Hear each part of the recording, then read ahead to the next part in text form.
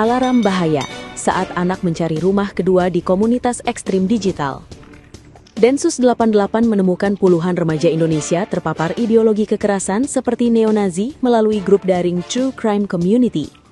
Meski terlihat pendiam, pikiran mereka bisa saja penuh dendam dan rencana kekerasan yang membahayakan.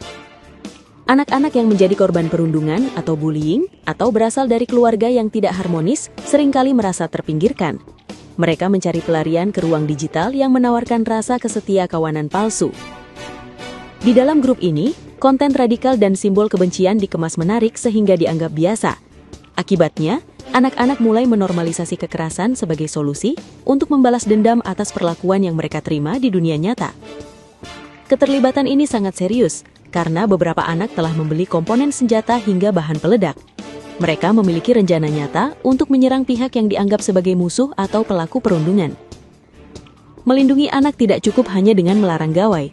Diperlukan pendekatan empatik dari orang tua dan sekolah, serta literasi digital kritis agar anak mampu memilah informasi dan menolak narasi destruktif secara mandiri.